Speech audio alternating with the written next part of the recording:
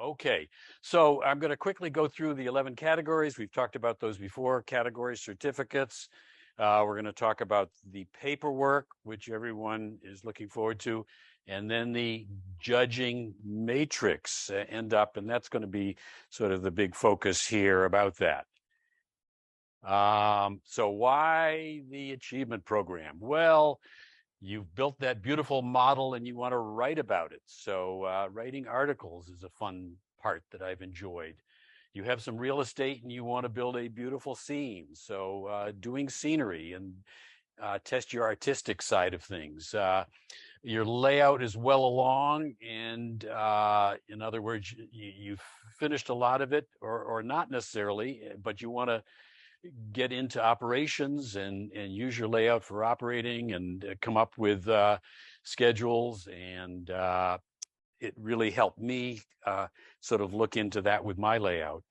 You've made lots of plastic kits, and now you want to try a craftsman kit. You want to make something, you've worked on your skills and your, as you get better and better, you're going to do the craftsman kits. And you need a specific 1910 passenger car or an MOW from 1938 or some unique car that they don't sell out there. So you've got to make something. So there's certain things where you want to scratch build a car. You've chosen a certain railroad and a date, 1953, and you want a particular scene that says, this is my layout, this is from the prototype. So you want to, you've already chosen a railroad, Boston to Maine, and you want a particular scene. So that's a good reason to get into this. Okay, and so the achievement program is really sort of a travel guide, a journey through model railroading that touches upon so many different aspects.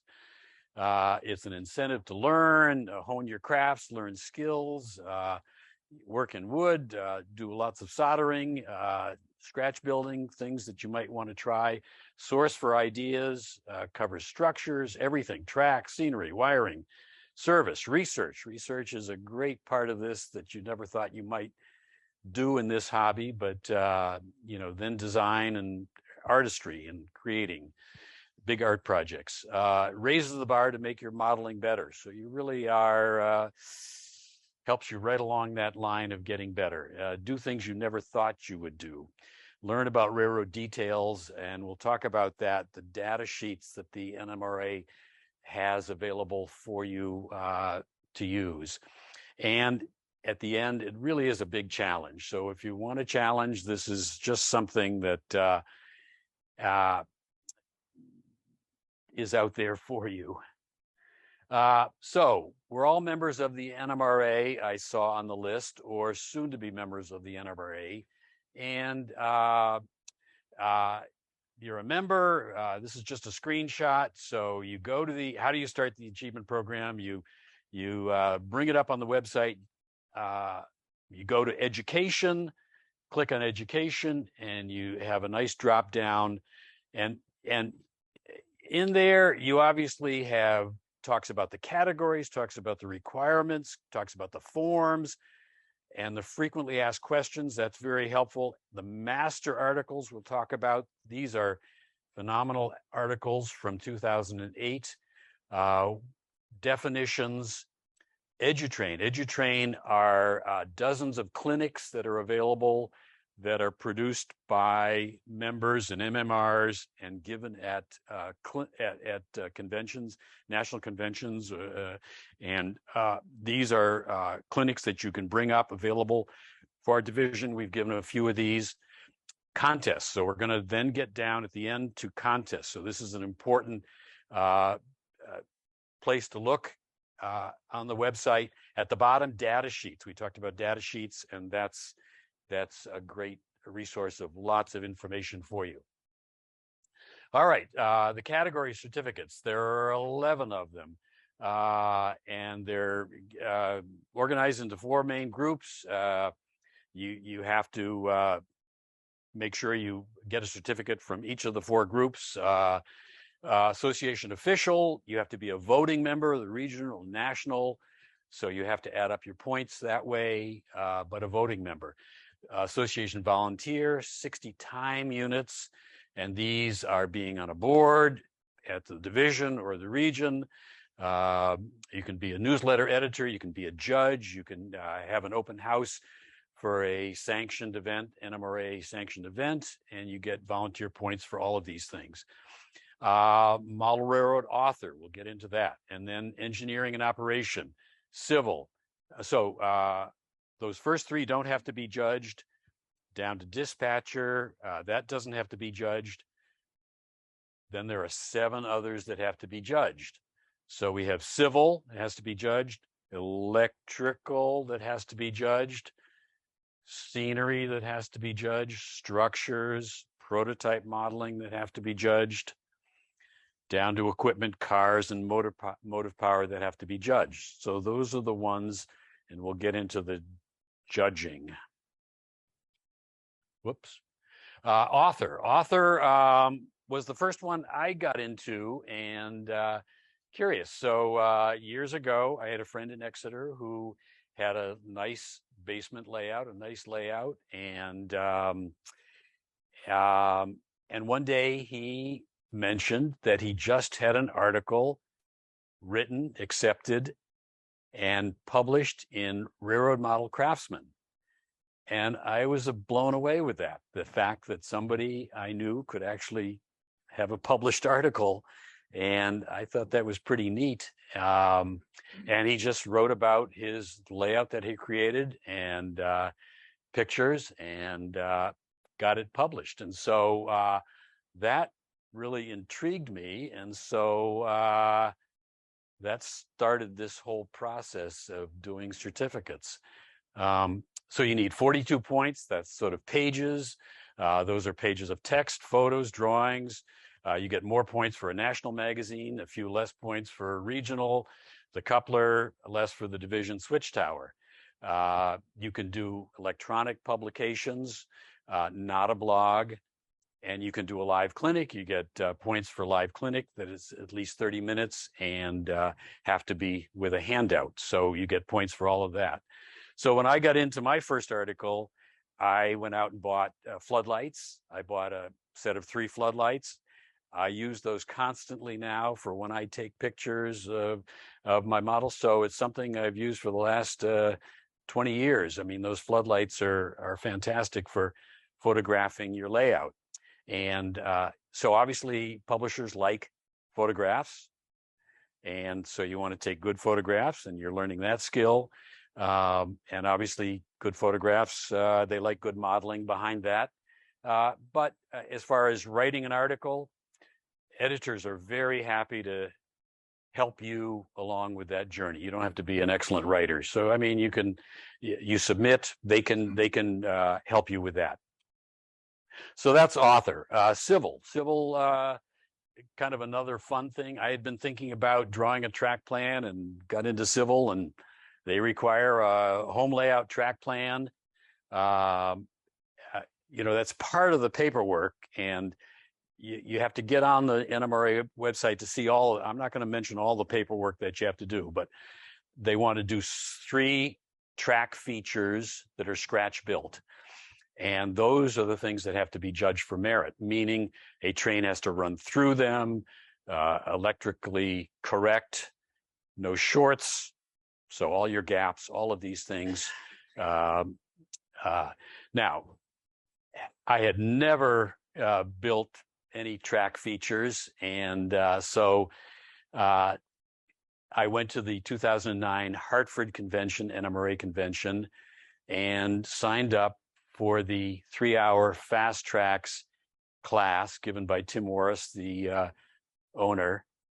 Sat next to Rich Breton and used his soldering iron. Thank you, Rich. And that was my eureka moment, the fact that I could scratch build something like this, having never done this before. I mean, I've since gone on to scratch build lots more turnouts, and when I was doing all these, I got it down to about 45 minutes each. You can do these things, but I think the 2 great moments in this hobby that got me AP certificates is, number one, scratch building, learning to scratch build. And I think that's what you want to get into. So this was the moment that got me into scratch building. Long list of options of things that you can build. I built turnout, crossover, which is 2 turnouts, a diamond, things that I needed for my layout. So that's civil.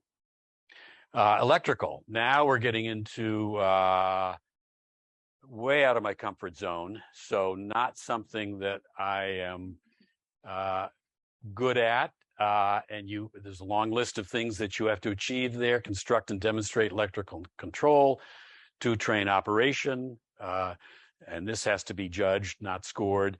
Long list of choices of things that you're going to do. And what I found was the Scale Rail articles in 2008. Scale Rails is the predecessor to NMRA magazine, and these are the master builder articles. So on the website, again, here's just a screenshot of these. Each of them have a 2008 article written by good writers in the field. Category number 1, which is off this, is Master Builder Motive Power. That was written by Larry Cannon. Category 4A, Master Builder Prototype, is written by Pete Magoon, who is here today from Michigan. But great articles that guide you through each one of these certificates on how to do it, and guided me through electrical. So a lot of things in electrical. Chief dispatcher, operate for 50 hours. So if you're into operations, print up this sheet, carry it around with you everywhere you go to different layouts. Railroad name, the owner's name, will sign it. Number of hours, you add up all your hours, 5 different categories, 10 hours each, 3 different ones: engineer, running train, yard master, chief dispatcher. Bruce Robinson has a great educational classroom where he guides us through all these and makes us sit on the chief dispatcher's desk. So you get to do that. Yeah, Mike. Just on a note on Bruce Robinson, who operated on the railroad, he keeps records of everything. So if you suddenly decide to do this, you can reach out to Bruce and say, "Oh yeah, you did this, and this." It's all, he's got it all. Right. But keep your list going. Huh? I do. Yeah, great. Now, there are a lot of other parts of the paperwork that have to be done, and schematic drawings, timetables, train graphs, and you come up with a system of operations. So there's a lot of paperwork that you have to write about in this. And again, there's an article here that talks about, guide you through on how to do that. So that's great. Next, okay. And, these are my hand sketches of my string diagram, of my schematic, of how my train runs, and then your graphs. These go together, your schedule, where you have northbound, southbound, where you have station stops, you have timetable, and you then plot that out on this. And it all looks a little bit like Greek to start off with, but it really does fall into place, and it's doable. Next. Scenery. So scenery, now we're getting back to my fun part of just, the artistic side of building models and putting things together. And there are 5 areas that need to be addressed. Terrain, how do you make that terrain move up and down, side to side? Structures aren't merit structures. All of this has to be judged for merit. These aren't merit structures judged for merit, but background. How does that background blend in? How's your transition? How does it blend in? Lighting is interesting. You don't have to have lighting that works. You can have street lights that don't work. You can have light fixtures on buildings that don't work. So these are just lighting that you have to show.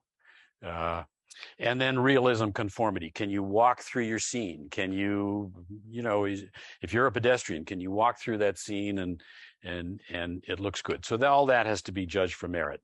Next. Go ahead. Not structures. I think this is one of the harder things because you have to have 12 structures that you've built, 6 different types, 1 bridge. You have to have 6 that are scratch built, all have to be super detailed, and you have to have 6 that reach merit. So those all have to be judged, and that's a painstaking long process. So you have to have all of those, and we're going to get into that at the end here. So next. Prototype models. This is kind of a fun one, and this is one where if you've got a prototype layout, you have a railroad that you like, you have an era that you like, and if you can come up with prototype photographs, more than one, many more than one preferably, find something that you like with several photographs and create that prototype scene so that the photo of your model matches the photo of your prototype. So you are creating scenes, and again, you've had many different pictures. They can be over many different years, those pictures of a certain yard, and those can be of many different structures, but that helps you build those structures. And then if you have a Sanborn map or an ICC map, you know where all of these things are placed on that yard in that area. So there's a lot of research that goes into this, but you have any size big enough to have 6 of these models in place: rolling stock, structure, caboose, or passenger train, motive power, plus 2, 6, and the same 5: structure, train, structure, background, lighting, realism, conformity, and all that has to be judged for merit. Next. So this was my project, and luckily I had a huge basement to put this in. This is the Fort Fairfield, Maine BAR yard. And this is my model of this area for Peter McKenney. So this was in 1962. This was 1953 that we're doing, but I did about 12 scratch-built structures. And we had the ICC map, so we knew exactly how this track work turnouts all were. And this model was 22 feet by 3.5 feet. So I had, the luxury of all that space. Now, you don't need that much space, but you need a backdrop. So I put up some foam core board backdrops. I printed some backdrops on the computer from Bill Brown's backdrops, Lark products, pasted those on there, and I spent a whole day taking pictures and lining up all these pictures. So again, prototype is fun if you have room and you're able, and you're interested into a prototype scene for the model that you're doing. So next. Cars is like structures, 8 different cars, 4 different types. Often, if you're going to build cars, building 2 cars of the same thing. So why not do 2 cars of the same thing? Because that's easy. One of those has to be a passenger car. All have to be super detailed. 4 have to be scratch built, and 4 achieve merit. Now, this is where the data sheet comes in. We've all looked at the bottom of freight cars, sometimes not knowing what we're seeing, but the data sheets really, if you're going to scratch build a car, you really have to know how this goes together and why. And the data sheets that the NMRA have are fantastic. Tell you all about this. So a whole listing of different data sheets. Go ahead, next. Motive power. So this was sort of my last one because I thought this was impossible, and this was something I'd never do. But build 3 models, all super detailed. 1 has to be scratch build, all 3 judged for merits. So this takes a lot of research and photographs, and you're trying to model something very specific, but the photos are out there. So you get online and it's just fun to get that research. So I started with an old Athearn F7 that was pretty old with cast on everything, and stripped everything off, made it into an MEC F3. An old IHC Mogul that was pretty undetailed and highly detailed, that to a B&M Mogul. And then I submitted those, and after a couple tries, first not succeeding, second time succeeding, getting merit on those, realizing, well, I got 2, so okay, then scratch building, and that's the center cab 1100, and that's the last year's NMRA magazine.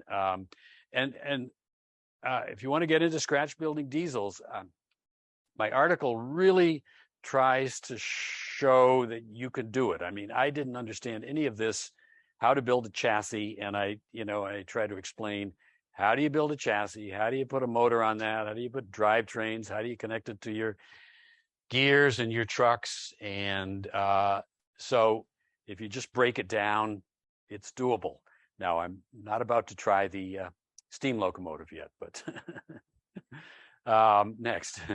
All right, so here's the old Athearn F7, and I kind of stripped down, all the grill, and then knew what the inside of the F3s were, and so took all that out and filed all that out, put on a new grill on the outside, and then super detailed that whole thing. And so that's one of, new motor and all of that. So that's one of my best running locos now and favorite locos now. Next. So here's the Mogul. The Mogul was an old IHC, very little detail, and finding pictures, finding lots of pictures, and this just lists some of the things that I upgraded here. On the left side, you got the whole right side that you work on as well, and so you find those, and so that's the Mogul, and that is also a beauty, and that runs nicely too. Next. All right, so those are the 11 categories. Any other comments on just sort of the categories and a little bit of what we've talked about? We're still to get into the paperwork and still to get into the judging. Yes. So for MMR 7, spread through 4 categories. All right. So, and again, there's service, and there's model building, and there's scenery. I think we're all into scenery, so scenery is a fun one, and so there's a lot of things you can get into. Yeah. It was fairly easy for me to get 7 certificates by adding, I estimated about 10% extra work on top of just building my layout. So scenery, civil engineering, electrical engineering, and just being a member of the NMRA, I volunteered enough to get the association volunteer, and standing still when everybody else stepped back, I got association official. Yeah. And that was a bunch of certificates. So the B&M, as I envision it, hasn't needed a stretch build locomotive, and so you have MMR and one of the first things when I got on this path, Bruce Robinson said, print up all of the paperwork at the get-go, at the start. So here's your 3-ring binder full of all the paperwork that you need. And so whenever you have a project coming up, you sort of scratch your head and you say, would this project fit into this certificate or that certificate?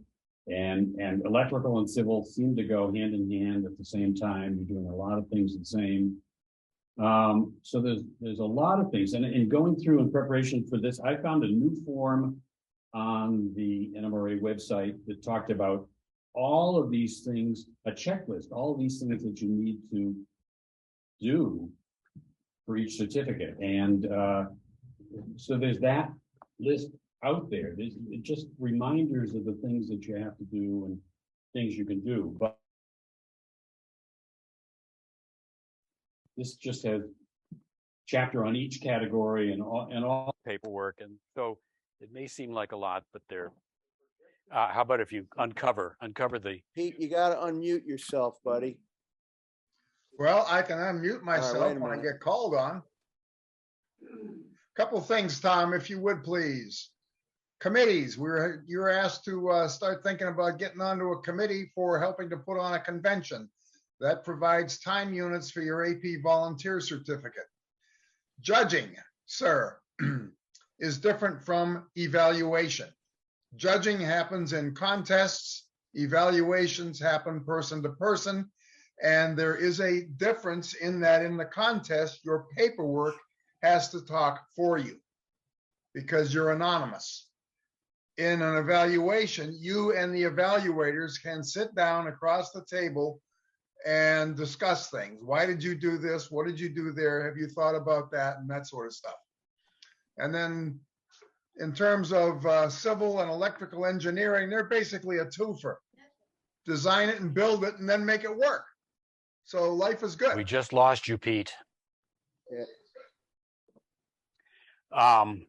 I will address all of that. So can we go on? Paul, I sort of wanted to breeze through this so that we can judging. So that was a fast overview of all those categories. So, all right, next. All right. As Pete was saying, judging is done in the contest setting at a convention, and you have 5 teams of judges, and we'll go over those 5 categories, but there are 5 teams of 2 or 3 judges each. The modeler is not involved. Now, the modeler can be in there and can watch but not participate. So I find it not very worthwhile or interesting to be in the contest room when the judges are working because it's crowded. They're very focused, very busy, and I found it not productive. One of the things that really good, if you're in there, you got to really be careful because you can't say anything to the judges. That is absolutely a no. Yeah. You do not talk to the judges while they're judging models. Yeah. All right. So evaluations are done in the home or at your layout, done by the same trained judges, and the modeler is present. and you're competing with yourself. Getting merit is not a contest against somebody else. You're just trying to get so many points. And it really is to see that model objectively and not as a loving creation. We all make these things that think are so perfect, but judges tend to pick things apart. Next.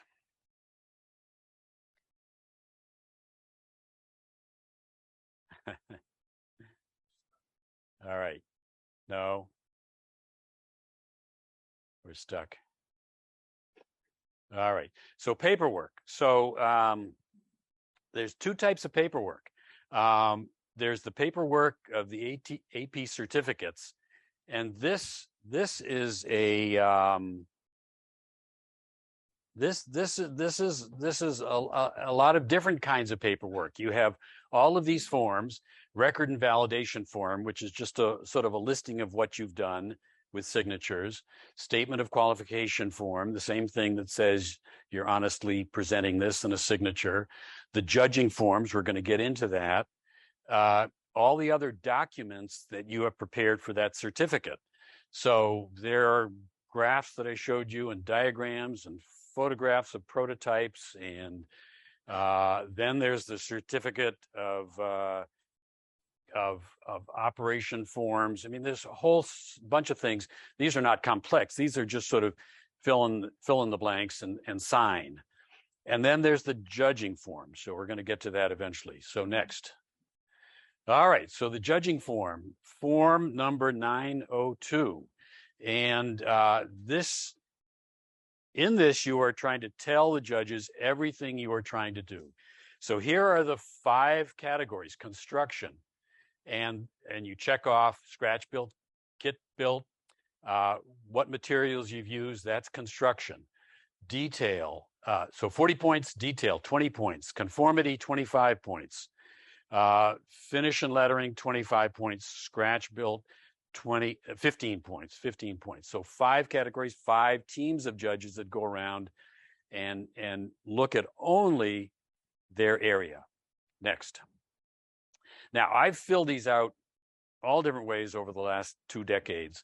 You know, here is something you can't see, and that's pretty purposely, because, you know, this is an old form, but you know, they give you all these lines to fill in, so you could write in all of these lines, and as you try to tell the judges everything you want to tell, your printing gets smaller and smaller and worse, and it's hard for them to read this, hard for me to read this, hard for you to read this.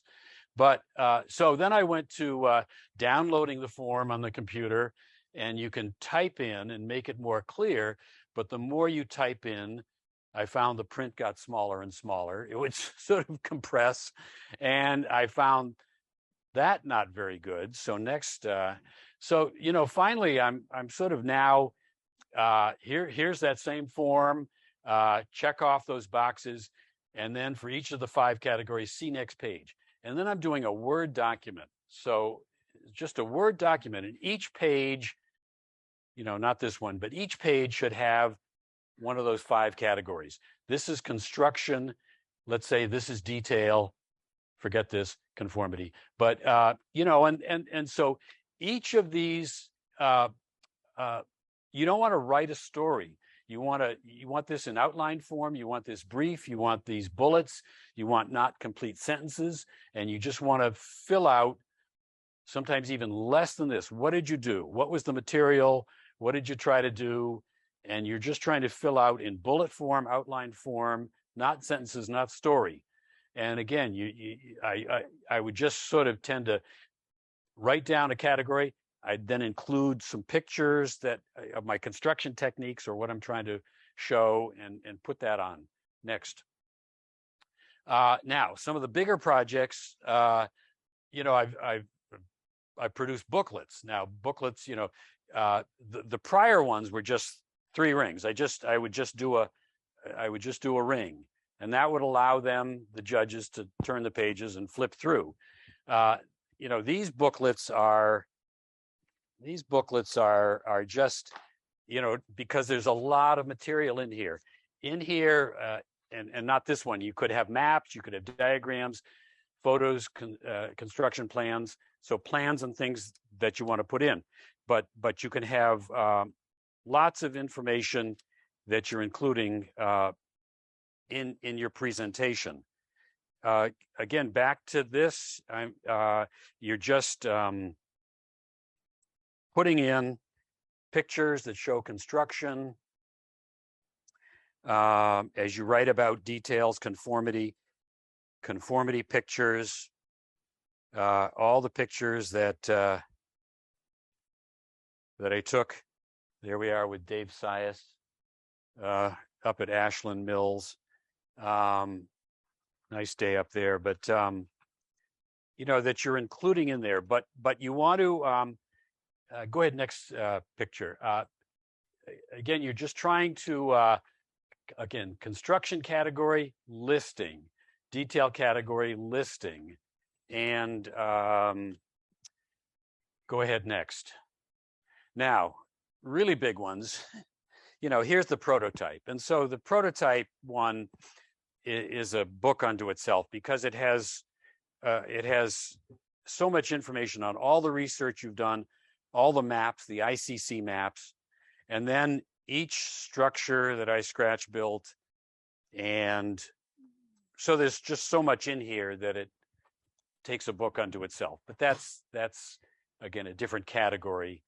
Example like the locomotive or the one before that is you want to include the prototype information and the plans and all that with your description.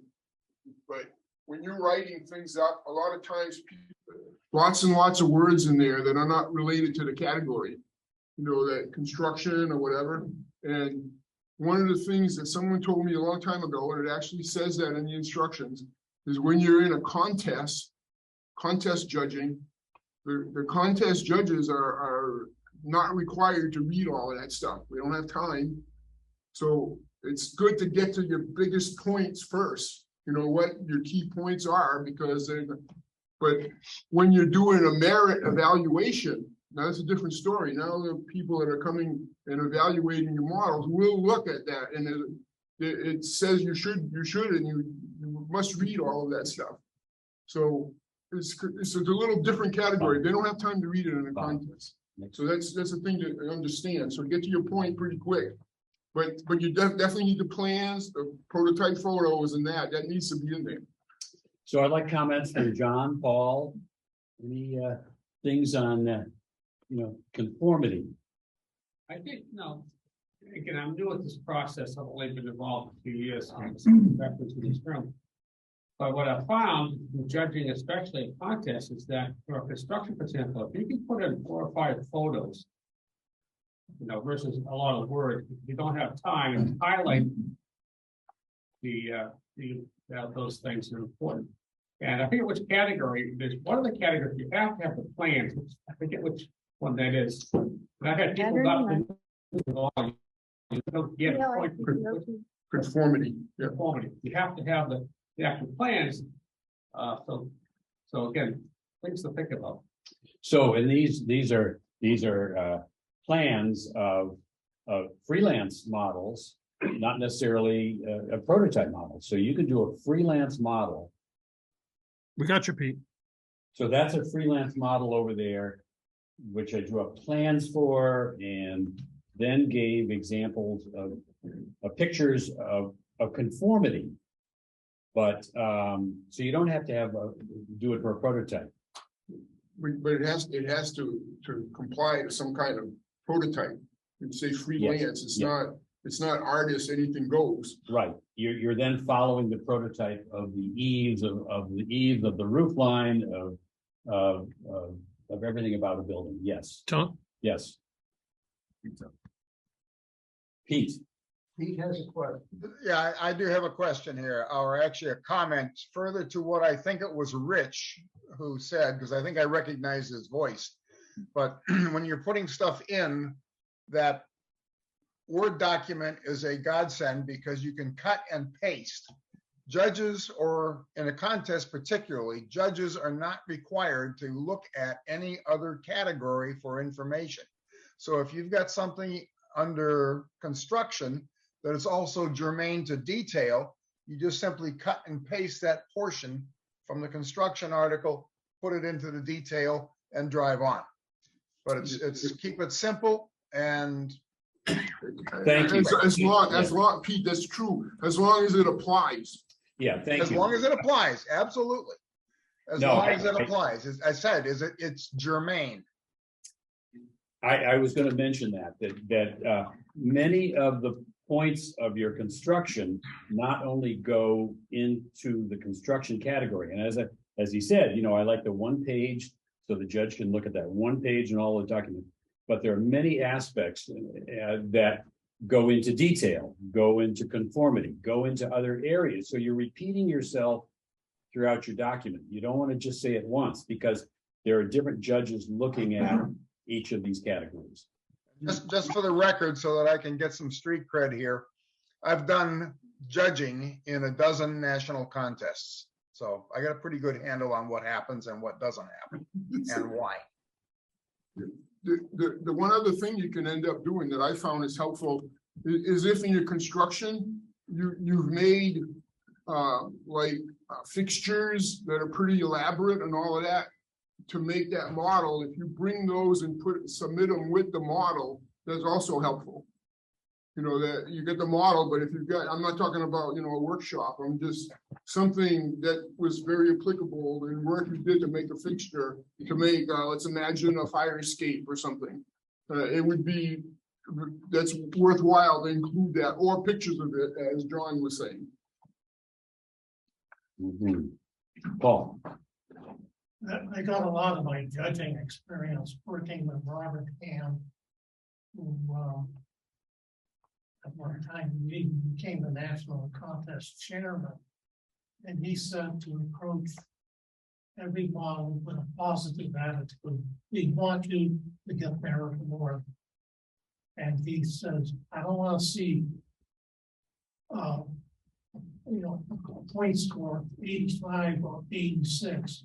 If at all possible, let's see if this model can possibly get an 87.5. So the required minimum for merit award.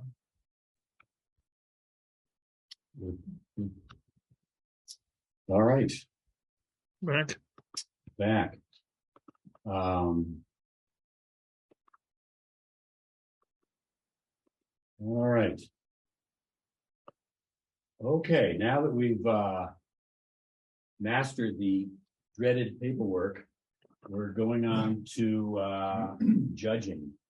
The mystery. We'll give you the secrets of judging. And they're all listed.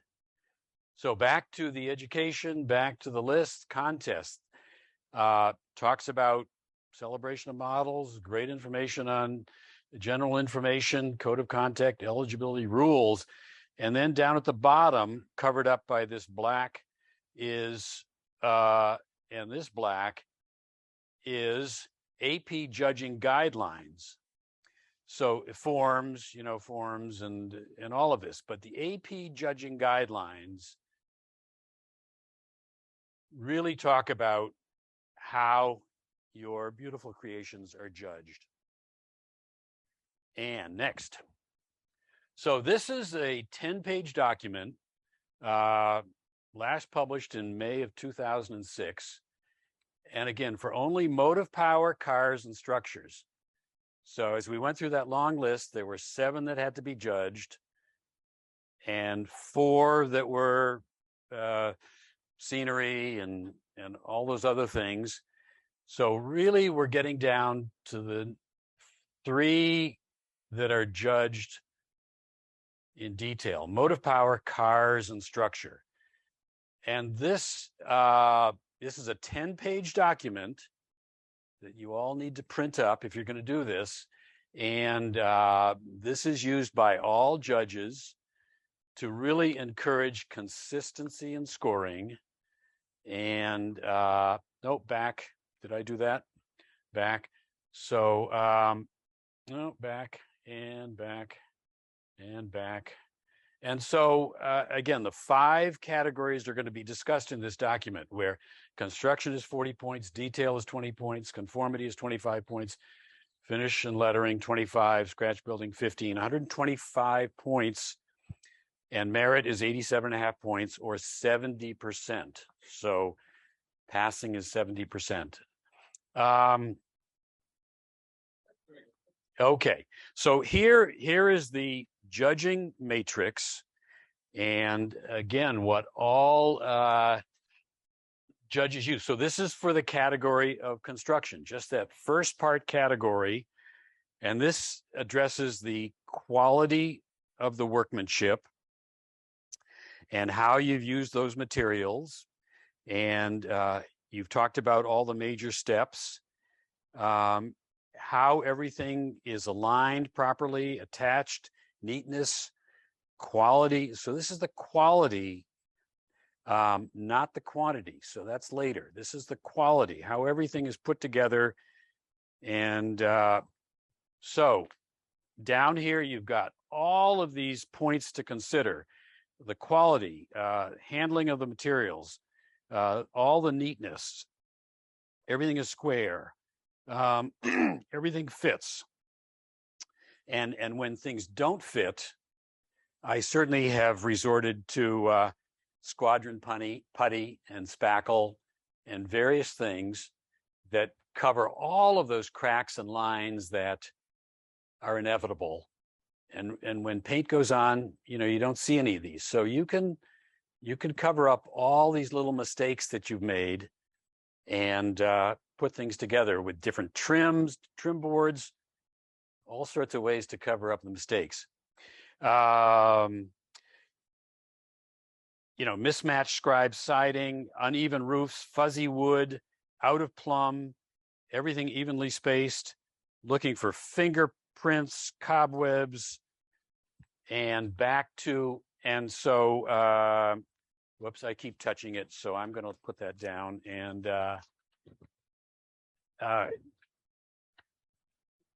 so the amount of effort that you're putting in, the difficulty, the number of roof valleys, we're going back here. How many walls, multiple sidings. In other words, the complexity, back again. So we're now down to the matrix. And so each of these 5 categories have this matrix. And so along the top is the complexity. A simple model, somewhat complex, moderately complex, very complex or difficult. And then the workmanship, the quality or the workmanship, poor, ordinary, good, very good, outstanding, excellent. And you can come to a score with this matrix. And again, the consistency does seem to work out pretty well. Now we can go to the next slide. Okay. The other thing that people, I don't think really understand about the matrix here is on the left side of the construction, you have quality. That's pretty obvious. It's well built. But complexity, I think, is something that people have trouble with. If you're building a simple station with 4 walls, this a standard gable roof, that model is not inherently complex. But I don't care how good it is, you are not going to move far on the complexity line. We're out. So Sorry. what's happening? Tom, this complexity question, how do you determine complexity as a judge? What is important? Size? No, No. so size, not at all. So really it is all those things that we talked about as far as number of roof valleys, multiple walls, multiple sides. Tom, one of the things Yeah. I'd like, I made a little project to help address this complexity question, because a lot of times people have a misconception that because the model is big and has lots of parts, that it automatically makes it complex. And that's not necessarily true, because some of the things that are in there, I made a little sample, because just one small part of a model, what material you pick to build it, added to the complexity of the model. And I got a little card over there, we can grab it and show it, but Yeah. sorry. This is just a little example, but it's related directly to the complexity. And the question that comes up is, from there, all this looks the same, right? And when you look at it close, when you're building a model, and a lot of people use mill sheet stock, when you're using scribe siding, it's a lot easier to build than it is with board and batten mill siding. And that's easier to build than with clapboard siding. Now, the reason I'm mentioning that is a lot of times you see a model, and people do it on layouts all the time, and it's okay. You cut out an opening for your window, and let's assume you're using Grant Line or a Tucci window, and people place that on top of the clubboard. That's not how it is in real life. And when you look at that, you've got the raised portions of the clubboard. If the window is sitting on top of that, it doesn't look right. There's gaps there that don't belong there. So for you to add to the complexity, of the model is when you end up actually cutting the high spots off the clubboard around the window so that it sits properly on the bottom of it. It's the same with the board and batten. So what I did, and people can look at this later, but in here, what I did is I made these parts as a sample where the one on the right is set into below the clubboard. The one on the left is sitting on top of it. And you can try to cover it with paint or whatever, but it's actually a lot more complicated to set those windows in there and trim away the batten. So I brought a magnifier as well. And when you build it, you know that. So it looks like a fairly simple thing, but that adds the things to the complexity. So I've left that here so people can end up looking at it. So those are and you know it when you're building it. The window doesn't sit right. You know in your head it doesn't sit right. It's not going to sit right when you bring it to the contest room when you have a judge. It's still going to be on top of the clubboard. So this is one little example of that contributes to complexity. I want to put that back over One quick thing. Yeah. Basically, it's how difficult was it to build that model? If it's a kit model, it doesn't take that long to build. The more you scratch build, you detail the interior, it takes longer to do. So it can improve complexity, it increase complexity, like in Rich's model. If you have the board, if you scratch build the windows, that inherently makes the model more complex. That's going to move you over in the complexity. And that's what you need to do. You need to get over in the complexity, especially if it's a simple model. I could end up sending this around as well. The one other element I put in there is the ones on the right. I actually put real glass in the window as opposed to just putting acetate on the back of it. And they're on Velcro, so you can remove it and look at it whatever way you want. We can send that around. So that's obviously something you have to talk about in your write-up. So your write-up's so important to put that information that nobody would know otherwise. Now, another category, detail. And the points that Rich just made about the window setting in, the trim setting into the clapboards is not only under construction, but you then want to talk about that under detail. So you're really talking about it in two different areas because of that. So, you know, the amount and complexity of the detail, that's an incredibly added part. The refinement, the quantity of the detail, not the quality. The Quantity of the detail that you're adding. Underbody detail for cars. So I mean, judges really look at the underbody detail on the cars. Coupler cut levels, levers, board-on-board construction, fascias, eaves, troughs, downspouts, gutters, bolt heads, nail heads, doorknobs. So all sorts of parts. And then you have, again, a matrix at the bottom, not as large, but that goes complexity of your detail: poor, average, good, better, outstanding.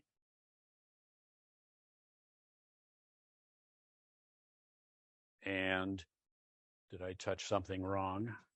And on the left side, complexity, simple, easy to add, hard to add, complex. All right, next one. Now we went the wrong direction, I think. No, and just one more, lettering and finishing here. You know, the accuracy and the completeness and the painting of the lettering, certainly of cars here, accurate placement, making sure everything, all separation lines, striping is straight, everything is straight. No brush marks, no, make sure there's no runs, no thickness to anything, nothing too glossy, too flat.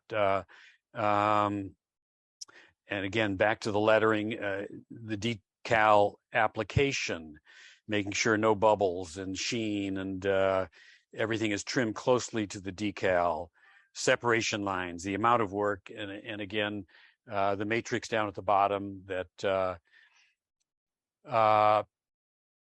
complexity and quality are listed there across, and you're coming up with that letter. So the F3 that I showed you way back, I mean, that had incredible decal lines that had to be straight, and multicolors on an engine or on a car, multiple colors that have to be masked and sprayed, and then decal lines. So that was a complex issue. All right, next. And finally, just an incentive to learn, to obviously get you out of your comfort zone, really an educational program that helps you do things that you wouldn't have done before. But it really is a goal, and it really is hard work, and nothing's going to be given to you easily. So it is hard work, and but it's fun. It's a lot of fun, and it really helps you improve your talents and skills.